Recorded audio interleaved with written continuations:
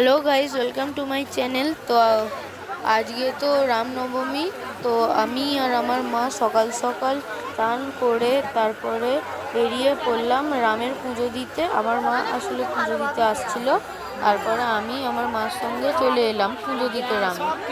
তো এইটা জায়গাটি হচ্ছে মাকড়দহ লাবণ্যময়ী, তার পাশ দিয়ে যে রাস্তাটি চলে যাচ্ছে সেইখানে এই রামের পুজো হচ্ছে। তো গাইস, তোমরা এখানে দেখতেই পাচ্ছ কতজন এখানেতে পুজো দিতে এসেছে রামের। এই ভিডিওটি তোমরা গাইস প্রথম থেকে লাস্ট অবধি দেখতেই থাকো, নাহলে তোমরা এই ভিডিওটি মিস করে যাবে। তো আর আমার ভিডিওটি সাবস্ক্রাইব করে দেবে আর পাশে থাকা বেল আইকনটি প্রেস করে দেবে। ভিডিওটি লাইক, কমেন্ট অ্যান্ড শেয়ার করে দেবে, ঠিক আছে গাইস? এখানে দেখো একটি সাপ ফোনা তুলছে। এই সাপটি একটি কাঁচের ঘরের মধ্যে আছে। দেখো আমার ছবি, আমিও গিয়েছিলাম মায়ের সঙ্গে।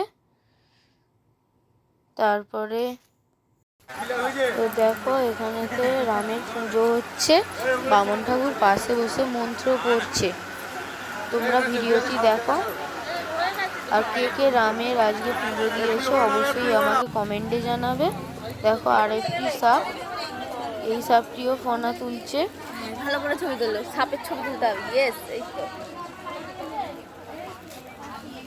এই সাপগুলির নাম যদি তুমি জেনে থাকো তাহলে অবশ্যই আমাকে কমেন্টের মাধ্যমে জানাবে, কারণ আমি তো জানি না, তাই আমি তোমাদেরকে বলতে পারছি না এই সাপগুলির নাম। তোমরা যদি জেনে থাকো অবশ্যই কমেন্টে জানাবে এবং তোমার বন্ধুদের কাছে এই ভিডিওটি শেয়ার করে দেবে, ঠিক আছে? তোমরা এবার দেখতে থাকো ভিডিওটি। এখানে অনেক ধরনের সাপ আছে,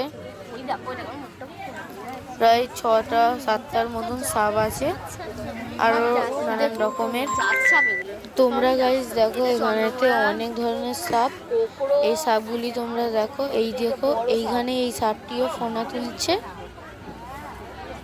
তা আমি এখানে একটা খাঁচার মধ্যে দেখো এই সাপগুলিকে একটা মানে বাক্সর মধ্যে করে রেখে দিয়েছে। দেখো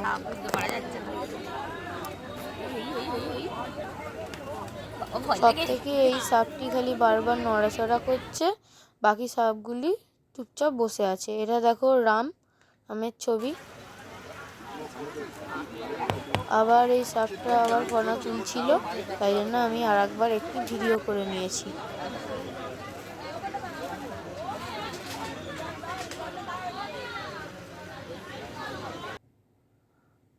দেখো এখানে রামের ছবি আমি অনেকগুলো দিয়েছি। আর এই ভিডিওটি এখানেই শেষ করলাম, পরের ভিডিওতে দেখা হচ্ছে।